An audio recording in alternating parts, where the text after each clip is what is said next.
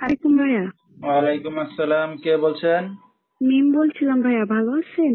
মাশাআল্লাহ, অনেক ভালো আছি মিম। আপনি কেমন আছেন? তো ভালো আছি ভাইয়া। মাশাআল্লাহ, ভালো আছেন মিম। কোথা থেকে বলতেছেন? আপনার দেশের বাড়ি কোথায়? ভাইয়া আমি শোলকুপা থেকে বলছি। আচ্ছা, কোন জায়গা থাকেন এখন বর্তমানে আপনি? শোলকুপায় আছি ভাইয়া। আচ্ছা, তো কে কে আছে আপনার ফ্যামিলিতে মিম?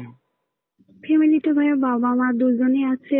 মনে করেন আমার বাবা অ্যাক্সিডেন্ট করে মানে বাড়িতেই থাকে, আর আমার আম্মু হচ্ছে গিয়ে বাসা বাড়িতে কাজ করে আমার আর আমার বাবারে নিয়ে খাওয়াই। আমার আচ্ছা, বাড়িতেই থাকি, বুঝলেন? তো আপনি কি করতেছেন এখন? ভাইয়া এখন আমি কিছু করি না, যুবতী মেয়ে তো, আসলে বাইরে ভিতরে বেরোলে আপনারা তো বুঝছেন নাকি আচ্ছা মানুষের আচ্ছা, মেয়ে। তো আপনার বিয়ে শাদী হয়েছে মিম? না ভাইয়া, বিয়ে শাদী হয় না, বিয়ে শাদীর জন্য গেছি একটা মনের মানুষের জন্য।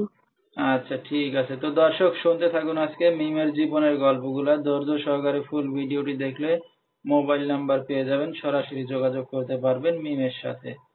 তো মিম, এখন এই যে আপনার মানে যেখানে আছেন নিজেদের বাড়িঘর না বাসা ভাড়া নিয়ে থাকেন? হ্যাঁ ভাই, নিজেদের বাড়িতেই আছি। আচ্ছা, তাহলে তো আর ঘর ভাড়া দেওয়া লাগে না। তো না। আপনার বাবা কোনো কাজ বাজ করতে পারে না এখন, না? না ভাইয়া। ঠিক আছে।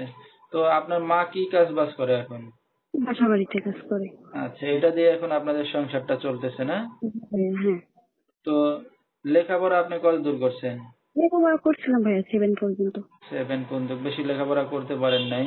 না, তো করতে পারি আপনার তো নাই। বিয়ে শাদী হয় নাই, একটা যুবতী অবিবাহিত মেয়ে মিডিয়ার সামনে আসছেন, আপনার বাবা মা জানে? হ্যাঁ, তাদের পরামর্শ নিয়ে আমি আসছি। আচ্ছা, তাহলে তো সমস্যা নাই। তো কি উদ্দেশ্য করে আসছেন? মনের মানুষ তো নাই একটু বললেন, ভালো তো কি চান একটু ভালো দর্শকের উদ্দেশ্য করে? একটা ভালো মনের মানুষ চাই, যে সারা জীবন পাশে থাকবে, হাত ধরে রাখবে, ভালোবাসবে, তার মানে এইটুকু আমি আশা করি তার প্রতি। ঠিক আছে।